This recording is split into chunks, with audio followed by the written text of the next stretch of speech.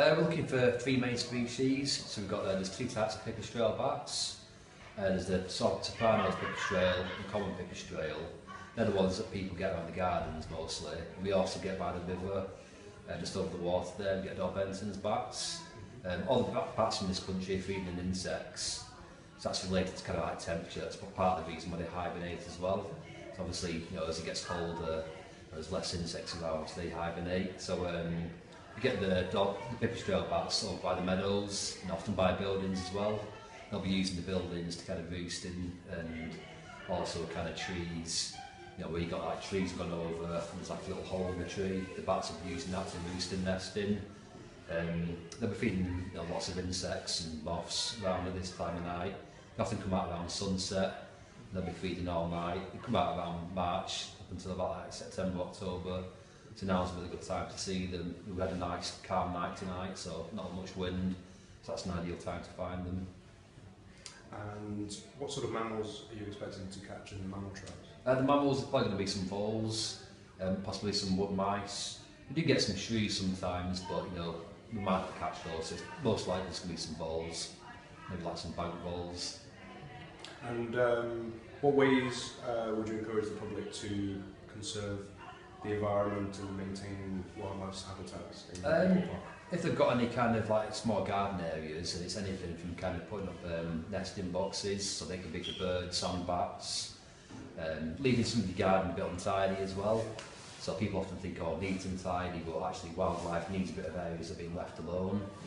And then again, it's for attracting, you know, you want insects in your garden for the birds as well and for the bats. So you want some kind of plants that are going to attract the insects. And also, you know, variety, kind of things that have got berries on them, what the birds like berries to feed on. So it's having a lot of variety in there as well. Having some nice quiet areas.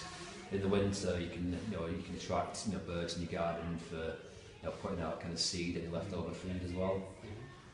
We had quite a big turnout. Like obviously we expected a few more people because we pushed it so hard on like the social medias, but it was a good turnout. And a lot of them were like students. We got a lot of students from Manchester Metropolitan University and Manchester Union. That was good coming together because we've educated them on like Salford Rangers and the volunteering. So we've opened the doors for them, so it's good. We promoted the event in various different ways through social media. So we've got our own Facebook page, which is Park Salford. So we put all of our events on there and you can book directly through that onto Eventbrite. We have a Twitter page as well, which is Park Salford, and we also went into Life magazine, which is like a Salford council-based magazine that goes out to all of the different houses in the area, and that had the Bioblitz event listed in there, and we've got a Peel Park website as well, so the event went on there, and we've got a couple of notice boards that are in the park, so we put our events into those as well. There are lots of different ways that you can get involved with looking for wildlife in your area, but going and doing it on your doorstep is one of the best things you can do really, because you know, like for our Bioblitz that we did tonight, we co-hosted that with the Wildlife Society, which are a group of students that are over at the university, and here we're lucky enough at Peel Park to have the university right on our doorstep. So all those students come across, and then local families from the area as well. And we did Bioblitz training last weekend, where we recorded over 100 species, and tonight we've been getting a lot of different things. We've had 2 different kinds of bats, we've had 5 different kinds of amphibian. So all these things are very local to where people are living, and that's probably the best place to start when you're looking for wildlife.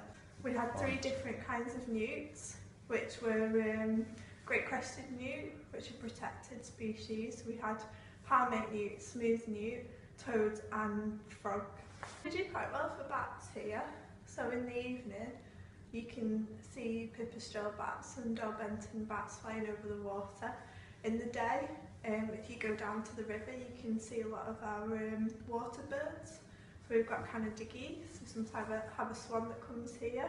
We've got a kingfisher that lives nearby. So if you're lucky enough, if you go and stand near the river, you'll see that flash of turquoise, or sometimes he goes and sits on the banking as well. this stretch of the River Irwell is actually site of biological importance, and that's because of the overwintering waterfowl. So we've got 2 ducks that come here over winter, which are the golden eye and the tufted duck. So they fly here from Scandinavia and actually breed here. So that's why it's a site of biological importance. So there's lots of different birds that you can see here.